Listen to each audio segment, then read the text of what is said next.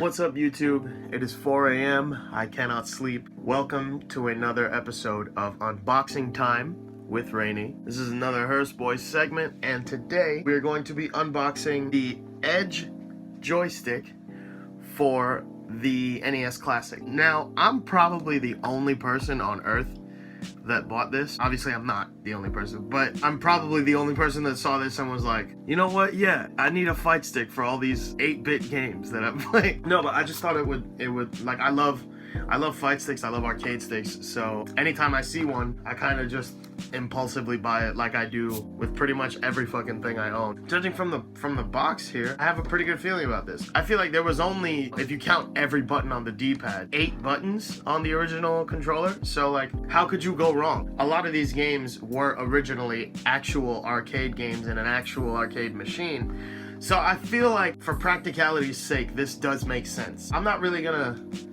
go over the outside of the box too much. Some people like when people do that. Like, some people like when they go, it's got a turbo function joystick.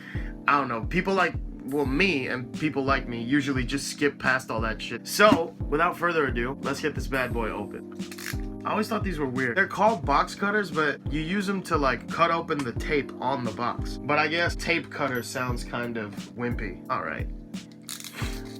That was easy. Let's just get this out of here. That's what it looks like inside the box. Let's just get this off. This is the neatest unboxing I've ever done. I think maybe it's because it's for YouTube. Let's just slide that out of there. This is actually like a little bit bigger than I thought it would be. Oh no, hold on. Before I get to the rest of the contents of the box, while I was showing you this side, I'm looking at the bottom side, and I noticed one of those came off, which is fine. It's not a big deal. It's held there by an adhesive. Yes, the adhesive just kind of sucks, but that's okay. You can just stick that shit right back on there. Don't worry, who the fuck even make EMiO? I'm not going to leave a shitty Yelp review complaining about one adhesive little sphere coming off. I am not a white person.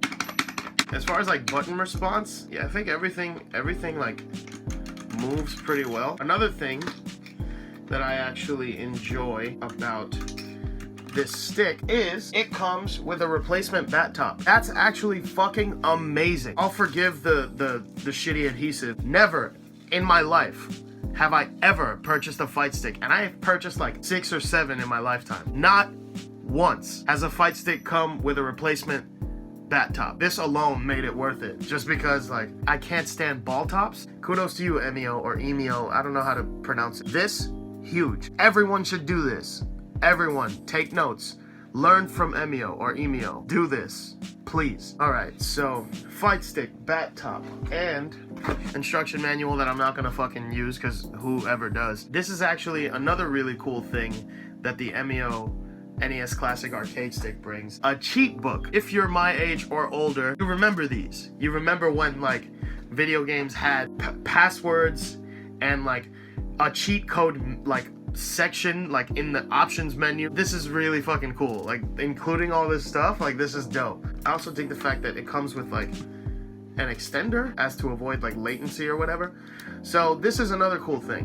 Pretty happy with this product. I think it looks really good. This overall design is actually really fucking cool as well. I like that they took into account the fact that because this stick is so small, they needed to make the actual joystick taller. That's very important. A lot of compact sticks don't do that. More often than not, the buttons end up being too close. I'm not used to there being only 2 buttons. That's why you see me clicking all over the place. I'm not gonna be doing shoryukens and stuff on this thing, obviously, but it was a good purchase. It was a good find. I like the product a lot. This is just an unboxing. Actually, you know what? It's also gonna double as a customization. So I'm actually going to go ahead and see, just see if I can switch out the buttons. It actually doesn't really matter that the adhesive came off, because I'm going to take off the other little pads anyway to get in there and see if I can switch out the buttons. It's hard to explain on camera, but if you're used to handling arcade sticks and stuff,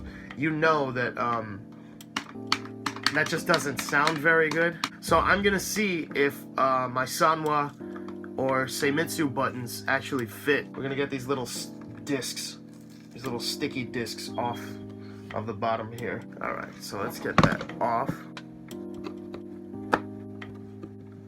I just remembered that usually with fight sticks this small, the buttons are actually just soldered into the CPU or whatever it is, or the fight stick's like computer. I don't fucking know what it's called. Let's see if I got lucky and you can actually change them.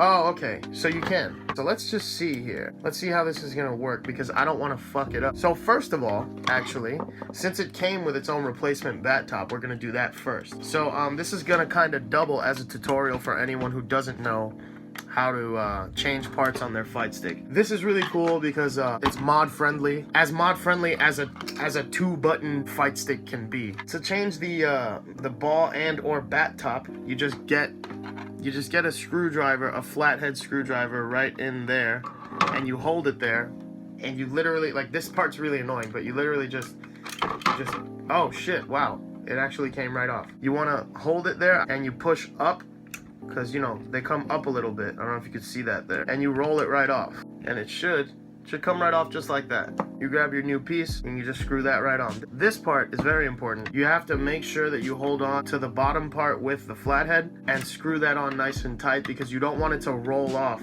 while you're rolling your hand on and off of the actual joystick. Yeah, so there you go. Now you got a bat top. So now let's do something about these buttons, shall we? They're lettered A and B. These are the wires for it. I don't really care to change the color. I'm just gonna change the rim here to black and just keep the red, just to kind of keep the theme of the NES original colors. So we're gonna switch out these buttons. What you want to do is slide these 2 wires right out of the module, right? So you want to just do that. Make sure to keep them where they are, to keep them aligned. Don't like switch them or twist them. Make sure that the left male goes into the left female and the right male goes into the right female. At least I think that's how you say that. Getting these buttons out is probably going to be the trickiest part. If I can get these buttons out without fucking up the fight stick. I'm trying to like get a fix on it from the side, so I'm gonna try and slide that out of there. I'm actually using the flathead screwdriver to kind of get these buttons out. There we go. Okay, so you can't take them out. All right, that's perfect. So that's what the original button looks like. I think that these are EMiO or EMiO buttons. I don't think these are like Seimitsu or Sanwa. They don't feel like either, and they don't really look like either. So I guess these are just their own brand of buttons. So let's just go ahead and pop that other button in there and just see if it's the right fit, you know? There's divots in here. Oh my god. Okay. There's divots in here for the button. And yes. Okay. So seems to me we've gotten lucky. And the buttons actually fit. So that's what so as you can just hear the responsiveness of that button as opposed to that one. This one just sounds a lot smoother throughout. Let's just slide those readers right back in there. Oh god. I am actually like deathly terrified of messing this up, so I'm sorry. So let's just slide those readers back in there. I wish I had like a camera person that could help me zoom into this, and I wish it weren't so dark.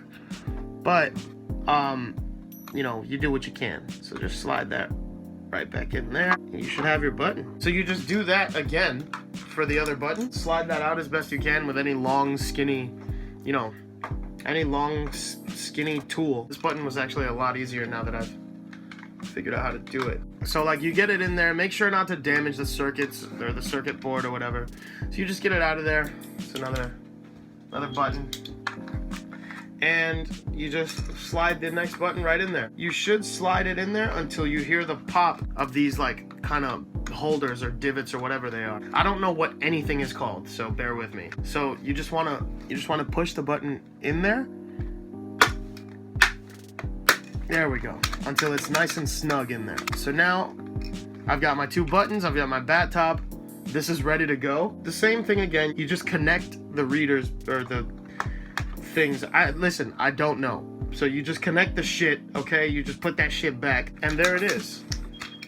So now you just put everything back together, and you take her for a test drive, and you're ready to go. Let's see here. What helps me figure out where these things go, most people know this, but if this is your first time ever doing this, you don't want to put this plate back on wrong. So you just look for the divot here where the wire comes out, and you just line it up with that right there. So like, you just do it that way and you'll be good.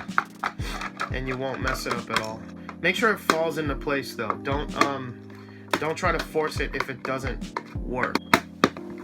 You hear all that popping? That's all the pieces coming together. All my pieces is hidden. You grab one of these. Oh my god. I don't need 48 of them. Screwdriver, thank you. And you just put everything back.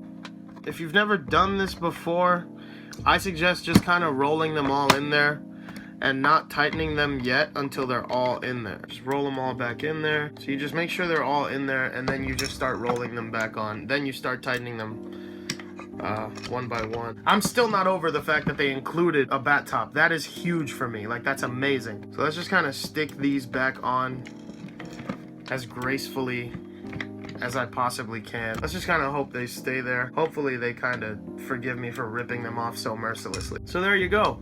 Looks good as new, like you never fucked with it. Better responding buttons, got a bat top, and that is your new NES Classic arcade stick. This has been another Hearse Boys segment. Thank you very much everyone for watching, and tune in next time.